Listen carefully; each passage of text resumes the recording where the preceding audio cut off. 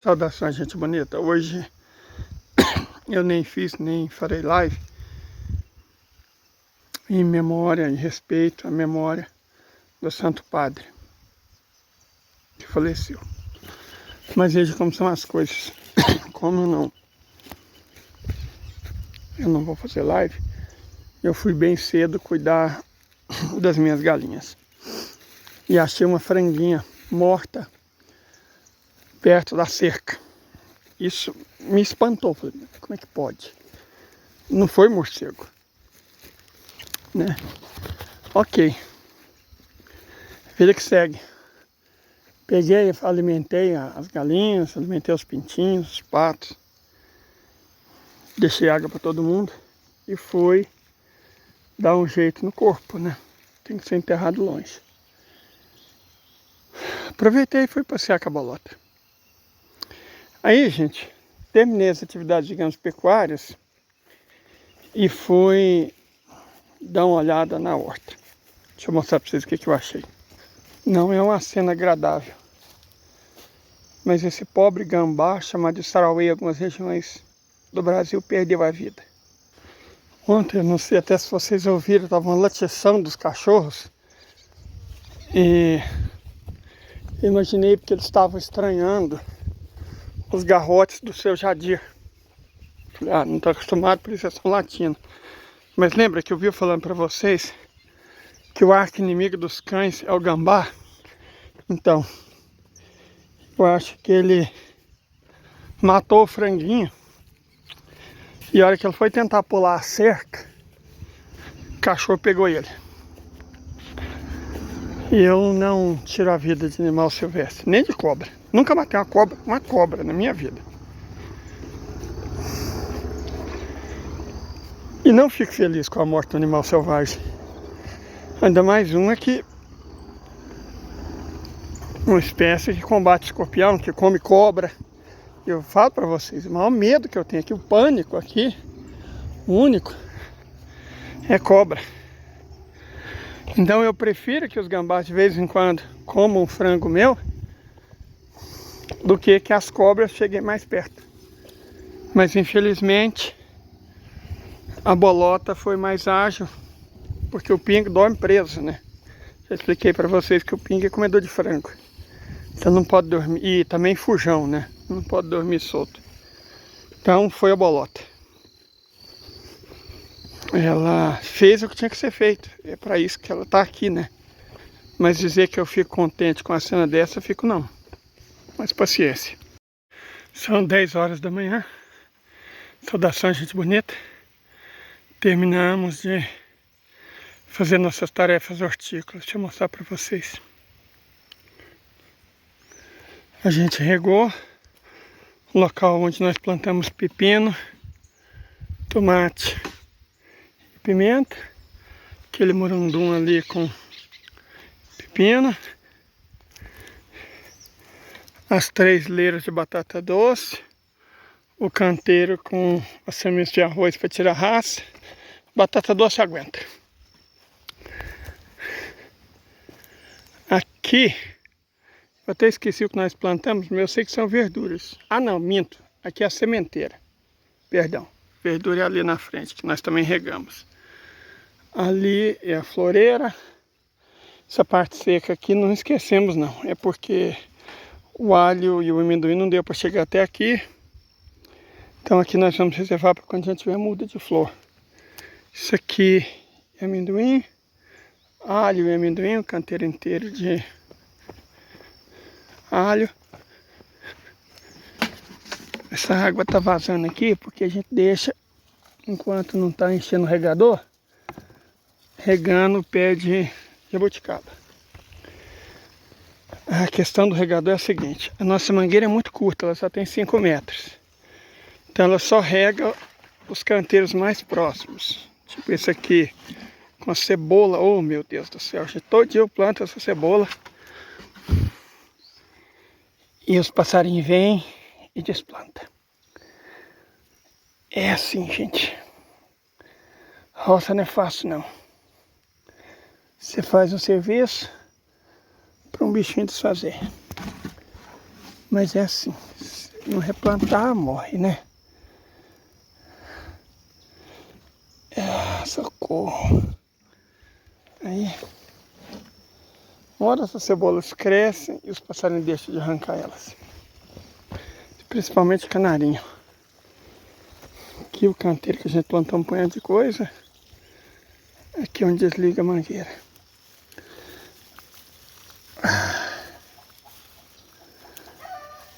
Ali sempre temos flores, né? Como eu disse para vocês.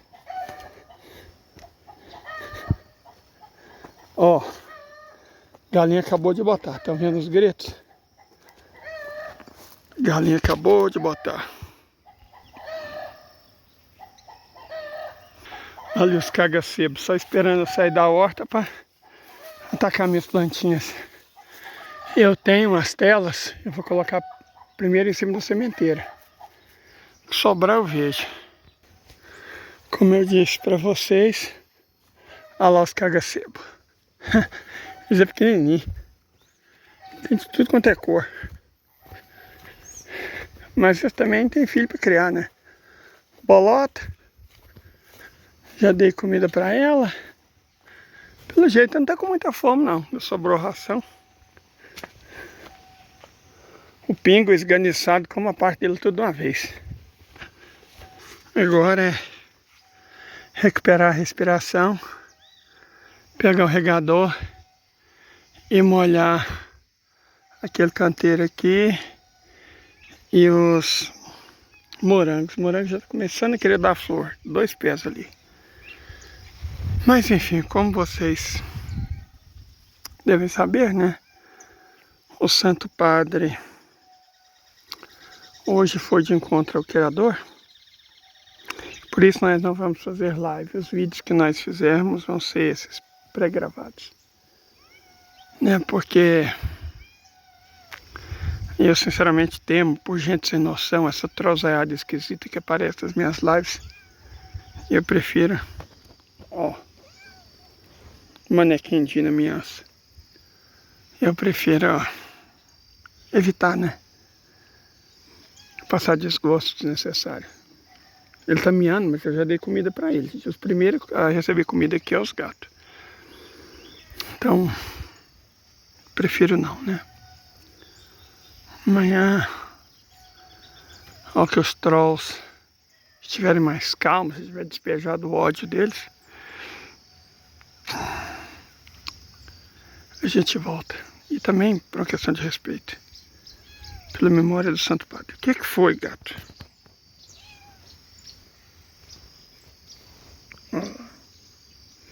Isso aí, gente, para quem não conhece, é o manequindim.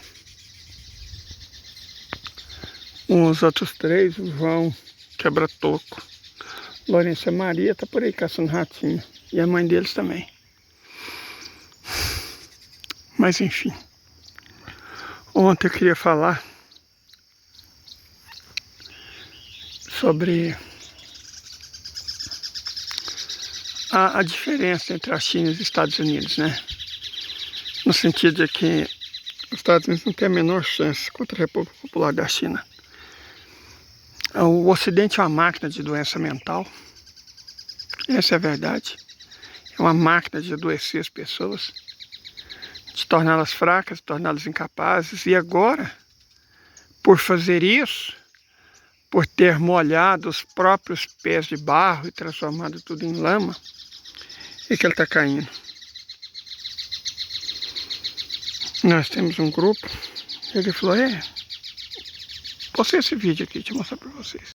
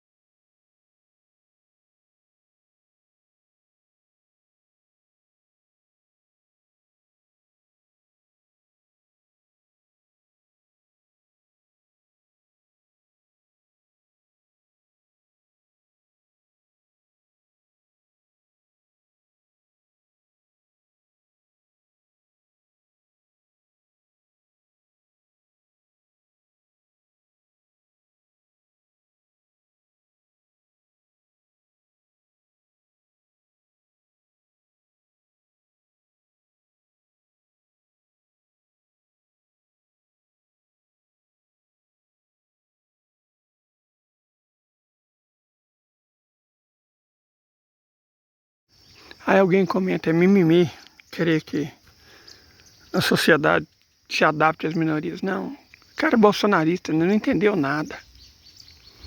Não é mimimi, sabe? Doença mental, criada para vender remédio. E as condições para adoecer as pessoas e dar lucro à indústria farmacêutica são essas. E aí você vê o secretário de saúde dos Estados Unidos, ao invés de combater isso, porque o país dele está perecendo, as pessoas estão que nem zumbi, por causa de fentanil, tá todo mundo naquele país vivendo à base de drogas, lícitas ou ilícitas. E ao invés de combater isso, que já inclusive já postamos vídeos, tem muita gente que já falou sobre isso, foi proposital, né? A epidemia de fentanil foi proposital, foi para vender medicamento. Os psiquiatras, né, a Associação Norte-Americana de Psiquiatria, inventa uma doença a cada 3 semanas, porque cada diagnóstico exige um prognóstico. Esse prognóstico invariavelmente é medicamentoso ou terapia, como se a terapia resolvesse o problema do capitalismo. O que resolve o capitalismo é revolução, não é terapia não. Não tem terapia nenhuma que vai resolver os problemas que o capitalismo causa, não. A ansiedade faz uma revolução que passa. Depressão destrói o capitalismo que ela some. Vocês acham, honestamente? Eu tive na Ásia, já comentei com vocês algumas vezes. Sabe quantos consultórios de psicologia eu vi? Nenhum. É claro que deve existir, né? Para os migrantes americanos e europeus. Deve ter algum que é sem esse hábito.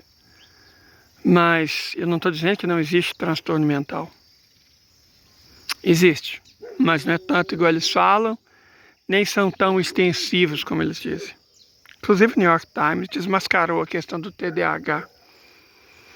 Deixa eu ver se eu acho aqui para você. Eu acho, inclusive, que no Brasil não tem nenhuma esquerda digna desse nome. Eu vou além. Porque a esquerda que não coloca o centro na questão da soberania nacional, ela não tem razão de existência na periferia do capitalismo. Então, na medida em que o horizonte estratégico, que é a libertação nacional, e isso abre caminho para o socialismo, ele é deslocado, a esquerda simplesmente perde o sentido de existência. Essa é uma opinião radical minha. A esquerda brasileira, quando ela abre mão dos símbolos nacionais, da centralidade da questão nacional, da centralidade da soberania nacional, ela perde a razão de existência. Então a crise da esquerda brasileira, o que? É a crise da falta de lugar. Por quê? Quando você perde a referência, vai na China, por exemplo. O que é o Partido Comunista da China? É o Partido da Nação. Vai em Cuba. O que é o Partido Comunista de Cuba? É o Partido da Nação. Vai no Vietnã. É o Partido da Nação. Coreia Popular, a mesma coisa. Aqui na América Latina, surge uma tal de nova esquerda, né? Que quando você vai ver essa nova esquerda, né? Eles não são nacionalistas, eles batem nas experiências desenvolvimentistas. É o Boric no Chile, e aqui no Brasil tá cheio disso também. Bate na Venezuela, né? Que a Venezuela é um caso de luta pela soberania, né? Antes de mais nada. Batem em Cuba, né? Aí quando você vai ver, né? Aí tem uma questão material, Luara. Quem tá por trás desse pessoal aí? Então o imperialismo, ele domina o Brasil pelas duas facetas, né? Pela extrema direita, pelo Partido Republicano, e pela esquerda, que é essas ONGs ligadas ao Partido Democrata, né? E também essas ONGs ligadas aos partidos social-democratas europeus, né? Então nós vivemos essa tragédia nacional hoje. Que define a evolução e desenvolvimento da economia de qualquer país é Estado. Na história do Japão, a Toyota era uma carroça, era um carro ruim. O Estado japonês, que também tinha essa visão desenvolvimentista, o Estado japonês protegeu até a Toyota ficar um carro tecnologicamente competitivo, e depois a Toyota se tornou, inclusive, a maior fabricante de automóveis dos Estados Unidos. A Coreia do Sul, a mesma coisa. A Hyundai era uma carroça. Estou citando aqui a indústria automobilística, mas serve para LG, para Samsung. Se você pegar na década de 80, tinha a Gurgel. O que o Brasil fez? Fez o favor de abrir o mercado. O Collor, finalmente, o Collor abriu o mercado, deixou a Gurgel morrer, deixou as indústrias automobilísticas entrarem no Brasil, não fez nenhum tipo de exigência para essas indústrias. Com a desculpa de gerar emprego aqui pro Brasil, exatamente, né? A gente acabou virando o que os economistas chamam de maquilador, né? Que é o quê? Só monto, atrás do carro aqui eu monto e vendo, inclusive sirvo de base para você exportar os carros. Deixou a Gurgel morrer. Nenhum país deixou a sua indústria morrer. Embraer. A Embraer só é o que é hoje porque era estatal. O Estado brasileiro protegeu a empresa até ela ficar competitiva. Hoje a gente fez o favor de privatizar a empresa, mas era estatal. O agronegócio na parte de competitividade, que é reconhecido no mundo inteiro, só é o que é por causa da Embrapa, que é estatal. They rob you blind and you thank them for it. That's a tragedy. That's a scam. That's why I'm saying this right now. Americans, you don't need a tariff. You need a revolution. For decades, your government and oligarchs ship your job to China. not for diplomacy, not for peace, but to exploit cheap labors. And in the process, they hollowed out your middle class, crushed your working class, and told you to be proud while they sold your future for profit. And yes, China made money, but we used it to build roads, lift millions out of poverty, fund healthcare, raise living standard. We reinvested in our people. My family also benefited from it. What did your oligarchs do? They bought yachts, private jets, and mansions with golf course driveways. They manipulate the market, dodged tax, and poured billions into endless wars. And you get stagnated wages, crippling healthcare costs, cheap dopamine, debt, and flagged wave property made in China while they pick your pocket. For 40 years, both China and the United States benefit from the trade, the manufacturing, but only one of us use that wealth to build. This isn't China's fault. This is yours. You let this happen. You let the oligarchs feed you lies while they made you fat, poor, and addicted. Now they blame China for mess they made. I don't think so. I don't think you need another tariff. You need to wake up. You need to take your country back. I think you need a revolution.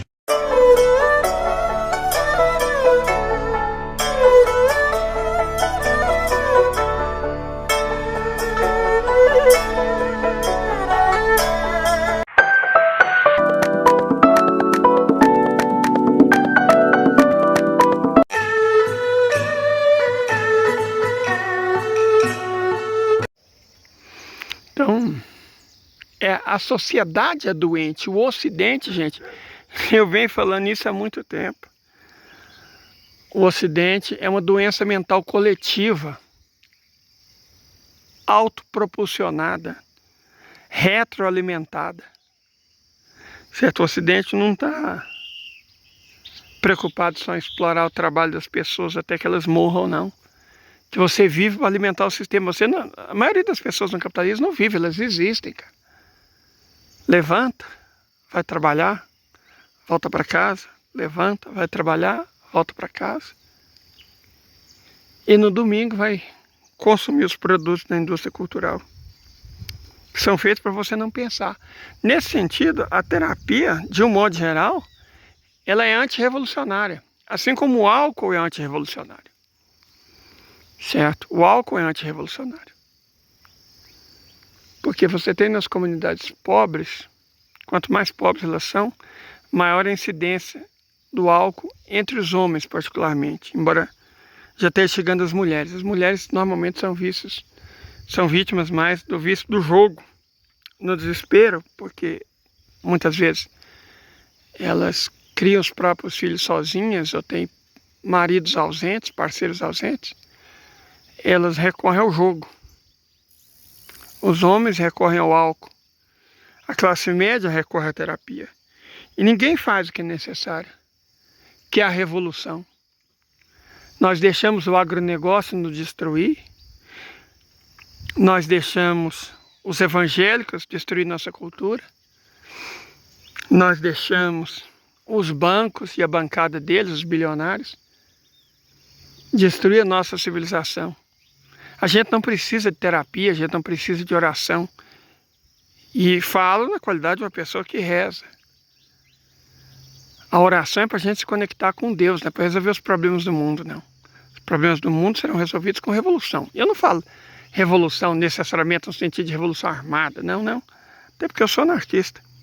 Se eu acreditasse nisso, eu seria comunista. E não seria católica, né? Nós fizemos uma revolução, uma mudança radical. É isso que a gente precisa. A gente não precisa de se drogar para dormir, se drogar para existir, se drogar para não se matar, se drogar para não comer. A gente não precisa de drogas, a gente não precisa de crentes, sabe? De pastores para nos roubar, para destruir a nossa alma. Agronegócio para nos envenenar, para nos matar de fome. Bancos para nos escravizarem. O que a gente precisa é de uma revolução. E urgente, para ser honesto com vocês. A gente precisa de uma revolução. É isso. Tenham um bom dia.